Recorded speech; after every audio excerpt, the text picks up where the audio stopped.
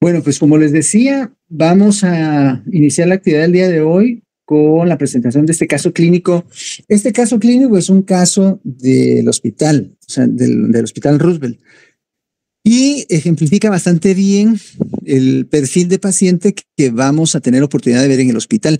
De hecho, el día de mañana, en la sesión mensual de la Asociación de Medicina Interna de Guatemala, vamos a tener la participación de la doctora Nancy Sandoval, que nos va a platicar sobre el manejo de dengue complicado.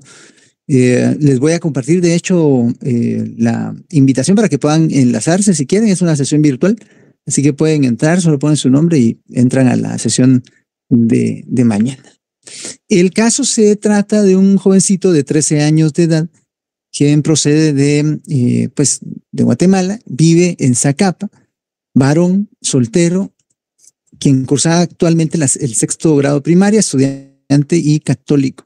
Él consultó por fiebre de 5 días de evolución, que parece un motivo de consulta pues muy frecuente, pero resulta que había referido en la historia que empezó con la fiebre de manera insidiosa y fue aumentando de manera progresiva, con más y más fiebre no cuantificada por termómetro.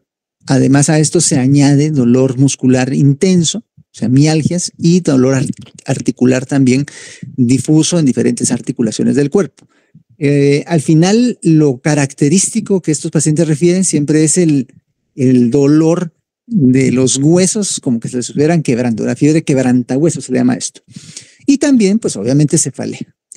En el segundo día de la enfermedad, al paciente lo atendieron en un establecimiento de salud cerca de su vivienda, en el primer nivel de atención de salud, y le dieron manejo sintomático. Le midieron, de hecho, hematocrito y era de 35%. Le realizaron pues examen de gota gruesa y frote periférico, en los cuales no se documentó ninguna otra entidad clínica relevante. Sin embargo, y a pesar de pues el manejo que se le dio al principio, la fiebre fue aumentando más y más en intensidad, y en el tercer día de la enfermedad se agregó pérdida de apetito, náuseas y vómitos abundantes de contenido sanguinolento, petequias diseminadas, y finalmente el paciente pues ya desarrolló dolor abdominal de moderado a severo. Esto es lo que al final pues hace que consulte al hospital. Como antecedentes, al paciente se le había diagnosticado asma bronquial 7 años antes y lo trataban con salbutamol en aerosol, o sea, inhalado. Ya le había dado dengue hacía 5 años previos y no refería a ningún otro antecedente personal, pero sí familiar con pues hipertensión arterial en su papá. Dentro de sus hábitos, pues lo que el paciente refería era que pues, come 3 veces al día, refacciona, orina 4 a 5 veces al día, normalmente defeca solo 1 vez al día, de forma normal, duerme 8 horas al día, más o menos hace 2 horas diarias de actividad física, entre juegos y pues actividades que tiene que hacer, y no tenía o no refería a ninguna ingesta de alcohol o fumar. Al examen físico, en su evaluación inicial al ingreso, presentaba una frecuencia cardíaca de 80 latidos por minuto, respiratoria de 28, la presión arterial estaba en 100/60, tenía una temperatura en 37 grados centígrados, pero ya había estado medicado, tenía un peso de 45 kilogramos y una talla de 1,55 para un índice de masa corporal de 18,7. Lucía en regular estado general, en general también un estado nutricional adecuado, lucía hidratado, pero tenía petequias distribuidas en todo el cuerpo, predominando en los miembros inferiores y en el área del abdomen. El abdomen, de hecho, estaba distendido y tenía dolor difuso a la palpación, tanto superficial como profunda, con pues presencia de ruidos hidroaéreos y también pues en su evaluación neurológica un Glasgow de 15. El resto del examen físico pues era realmente irrelevante para el momento de su ingreso. Al paciente se le realizaron una serie de estudios diagnósticos y pues estos mostraban, por ejemplo, en la velocidad de cimentación, 2 milímetros por hora, hematocrito en 58. Recuerden que habíamos dicho que unos días antes había tenido un hematocrito en 35. Este es un dato muy, muy importante, al igual que los datos de alarma que pues al final lo motivaron a consultar, el dolor abdominal que desarrolló, los vómitos que presentaba y pues el aparecimiento de salida de sangre con estos vómitos. Y en la hematología también se encontró un recuento plaquetario de 170,000 y un recuento leucocitario de 11,200 con 22% de linfocitos. Su radiografía de tórax al ingreso era normal. Pues fue ingresado por los datos de alarma que ya teníamos o que ya mencionamos, y más o menos 48 horas después de su ingreso, el paciente ya evidencia trombocitopenia. Además, pues, de que en el fronte periférico se encontró la presencia de macroplaquetas y el recuento llegó a estar en 33,000 de recuento total plaquetario. El recuento de leucocitos también se alteró. De tener leucocitosis pasó a tener leucopenia con un recuento de 4,000 de leucocitos, 46% de ellos eran linfocitos y 40% de neutrófilos. Sus electrolitos pues se mantenían más o menos en rangos aceptables, con un sodio en 140, el potasio en 3,5 y cloro en 112. El examen de orina básicamente era normal y en su gasometría presentaba un pH en 7,47, con una presión de oxígeno de 78, presión de CO2 en 33,7, bicarbonato en 24 y saturando 96%. Se le realizó un ultrasonido abdominal y en el ultrasonido se evidenció presencia de ascitis, que de hecho también constituye otro dato de alarma. Es importante recordar estos datos. Dentro del listado de problemas, entonces, tenemos esencialmente un dengue con cuadro o signos de alarma y asma bronquial que en este momento pareciera no estar afectando, por lo menos no de forma aguda, al paciente. ¿Qué tenemos que tomar en cuenta acá? Primero, el paciente proviene de una área endémica de dengue, o sea, vive en Zacapa, aunque pues ya prácticamente todo el país constituye un área endémica, en todo el país se puede encontrar dengue. Manifestó fiebre, dolor articular, muscular y petequias. De hecho, la presencia de fiebre alta, dolor articular y un dato que no mencionaba el paciente, pero que sí es importante siempre interrogar, la presencia de dolor retroocular, nos deben sugerir desde el punto de vista clínico que es más probable que el paciente tenga dengue y no otras infecciones producidas por arbovirus, como Zika o chikungunya. Entonces es importante que tengamos esto en cuenta y siempre lo interroguemos. Lo relevante también en la historia y en el momento del ingreso, ya cuando estaba pues acá en el hospital, es que recordemos que tenía datos de alarma, náuseas, vómitos y también pérdida de apetito y el dolor abdominal que desarrolló. Cuando tenemos un paciente con dengue y datos de alarma y sobre todo con un antecedente ya conocido de que tuvo un cuadro de dengue previamente, es importante tener en cuenta que tiene un riesgo mayor o más alto de desarrollar eventualmente dengue hemorrágico. Dentro de la evolución que manifestó, de hecho, el paciente pues llegó a tener un recuento plaquetario muy bajo, en 33,000 plaquetas, si recuerdan lo que acabamos de platicar, y hemoconcentró, porque el hematocrito se incrementó de 35 hasta casi 60%. Todo esto evidencia al final que el paciente está perdiendo líquido al tercer espacio. Y en el ultrasonido abdominal, pues se confirma esta situación porque presentó ascitis. ¿Cuál es la situación actual en el mundo con el dengue? Es una enfermedad que no solo ya es prevalente en países como Guatemala, toda la región de Latinoamérica, sobre todo pues el área tropical de América, sino que también en regiones extensas de África, algunas áreas de Asia también y Oceanía. O sea, es una enfermedad altamente prevalente en el mundo. Y lo que se está observando en los últimos meses es que está migrando su prevalencia a lugares donde habitualmente no era tan frecuente, como algunas regiones de Europa y también de América del Norte. Esto es importante tomarlo en cuenta. Esta era la prevalencia que se reportaba hasta el 2021 con la distribución de casos de dengue, chikungunya y Zika desde 2008 hasta el 2021. Siempre los cuadros de dengue van a ser más abundantes. De hecho, ahorita, como vamos a ver en la presentación de mañana que les comentaba, el número de casos de dengue se triplicó, o sea, se incrementó de forma muy, muy significativa. Y hay otras condiciones que eventualmente han sido problema. Por ejemplo, los casos de Zika entre 2015 y 2016 abundaron mucho, después empezaron a reducirse, pero Guatemala sigue siendo, después de Brasil, el país en América Latina o en la región de las Américas que tiene la segunda prevalencia, de hecho, de casos de Zika. Solo detrás de Brasil, que tiene el 85%, 10% de los casos de Zika en la región de América se dan en Guatemala. Eso es bien importante tomarlo en cuenta. ¿Cuál es el ciclo de transmisión? Tenemos un mosquito que infecta a una persona que es susceptible de adquirir la infección, se desarrolla la enfermedad durante más o menos un tiempo de unos 5 a 7 días. El paciente, pues, que ya está infectado, es picado por un zancudo, por un mosquito, que a su vez va a llevar a la infección en su interior, o sea, lo va a incubar de forma extrínseca y ya después de un periodo de tiempo prudencial vuelve a contaminar a una persona que estaba, pues, ya sea sin una infección previa o con una infección que ya había pasado, pero que vuelve entonces a desarrollar el cuadro clínico de dengue.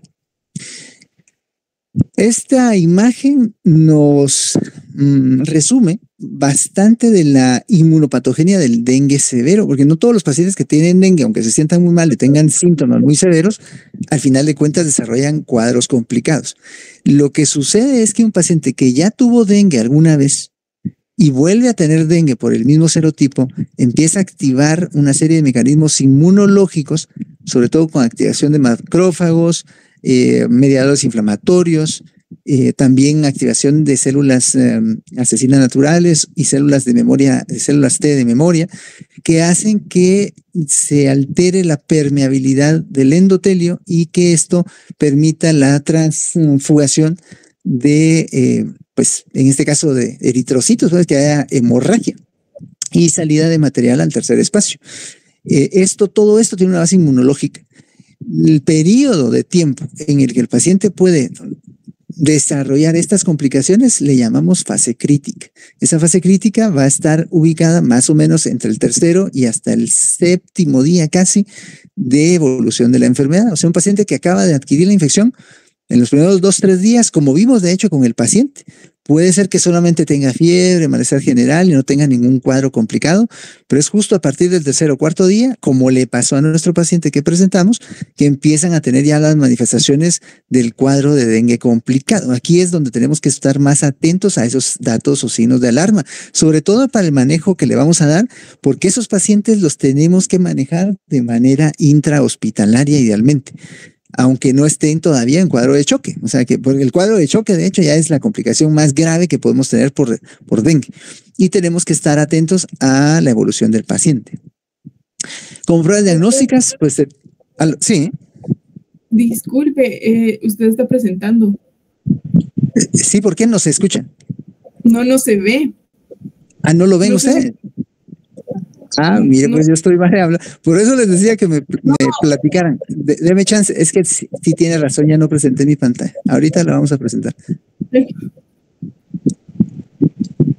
Gracias por decirme. Me hubiera dicho antes, yo estaba de ahí de no, es que yo pensé que solo estaba leyendo hasta que en esta imagen. No, yo estoy viendo las diapositivas aquí, según yo estoy aquí emocionadísimo. Siempre que sea eso, me dicen, por favor. No, ahora sí ya lo ven, no. Sí, ahora ya se ve, doctor. Va, magnífico. Pues mire, solo me voy a regresar al anterior, gracias por decirme, doctora Gerard. Siempre que sea así, me dicen, por favor. Fíjense que esto es lo que les decía. Todos los mecanismos que nos van a dar problema de complicaciones no se dan por un daño directo del virus, aunque el virus obviamente va a ir a estimularlos, pues, pero lo que al final termina generando las complicaciones es toda la actividad inflamatoria inmunológica que se da de manera exagerada, pero en respuesta precisamente a esa actividad viral que está teniendo el paciente. Y estas complicaciones van a empezar a surgir entre el 3º y el 7º día de evolución del cuadro infeccioso del paciente, que a esto le llamamos fase crítica. En estos primeros 3 días, el paciente, como nos pasó con el caso del paciente, no van a tener mayores complicaciones, pero es justo entre el 3º y el 5º día que tenemos que estar muy, muy atentos. Vean cómo aquí es, si logra pasar el 5º día, ya es menos probable que el paciente desarrolle alguna complicación, que básicamente ya después del 6º día, pues prácticamente ya el riesgo es casi nulo. Entonces tenemos que estar muy atentos a la evolución clínica del paciente, vigilando los datos de alarma que platicábamos. Dentro de las pruebas diagnósticas de laboratorio, pues evidentemente lo ideal es confirmarlo, pero desde el punto de vista clínico podemos ya tener un caso clínico confirmado solo con la evolución y si está el paciente viviendo en un área donde se están dando pues un brote epidémico de dengue. No es indispensable contar con las muestras o con las pruebas serológicas positivas para diagnosticar el caso de dengue, pero lo ideal es obviamente obtenerlas. Como vamos a ver acá, después del 5º día es que vamos a tener positividad con las pruebas. Entonces, si a mi paciente que viene consultando con 2 días de evolución de fiebre, yo le mido pruebas serológicas IgG y IgM, pues de repente ni las tengo positivas, o sea, van a salir negativas o normales. Y con eso no le puedo decir, mira, no tenés dengue. Lo que puedo decirle a mi paciente es, mira, parece todo el cuadro clínico, parece, te voy a tratar como dengue y te voy a tener que repetir las pruebas en unos días para confirmar si eso no es. Entonces ya después del 5º, 7º día es muy probable que yo sí ya obtenga positividad en las pruebas. Antes de ese periodo de tiempo puedo tener, sobre todo si me urge para fines de manejo, puedo tener positividad con pruebas como PCR, o sea, que de hecho en el hospital se hace, o determinación de NS1, pero no siempre está disponible y la verdad es que aunque en muchos laboratorios privados es parte de, pues ya como del paquete de pruebas serológicas que se hace, pues lo que sucede es que sí encarece el diagnóstico. Lo ideal es hacer esta IgG o IgM de prueba de dengue. De hecho, el IgM es el diagnóstico para la infección aguda. Diferencias sutiles pero importantes entre la fiebre por dengue, chikungunya y Zika. Y después, en dengue ya habíamos dicho que es muy importante investigar el dolor de cabeza, sobre todo si es un dolor que el paciente refiere como dolor retroauricular. O sea, me duele detrás de los ojos, doctor. Casi siempre van a decir eso. Pero también buscar datos de alarma como náuseas, vómitos, dolor abdominal, si el paciente pierde apetito, sobre todo si son niños pequeños, menores de 1 año y no quieren comer. O sea, ese ya es un criterio de que el paciente se pueda estar complicando. Es un dato de alarma. Chikungunya. Los pacientes que tienen chikungunya también pueden tener fiebre, dolor articular, pero lo que más predomina de hecho es el dolor articular, más que el dolor de cabeza. Pueden tener mucha conjuntivitis también. La conjuntivitis no es tan frecuente en pacientes con dengue, es más con chikungunya. Y en casos de Zika también predomina la conjuntivitis, incluso más que en chikungunya.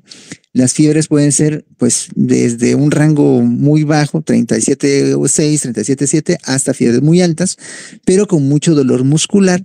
Y tal vez lo más importante es esta erupción que pueden tener los pacientes, aunque, como les comentaba también en una foto que les mandé ahí al grupo de WhatsApp, creo que la semana pasada, los pacientes que ya están en fase de convalecencia por dengue pueden tener una especie de rash pruriginoso en ocasiones y descamativo posteriormente, que es parte del proceso de recuperación del cuadro de dengue, así que hay que tener cuidado. Entonces hay diferencias importantes, pero al final pues se pueden enmascarar mutuamente. De hecho, algunos pacientes con Zika, cuando se les hacen pruebas serológicas, pueden dar positivos para dengue. O sea, uno puede pensar que el paciente lo que tenía era dengue cuando realmente era Zika lo que tenía.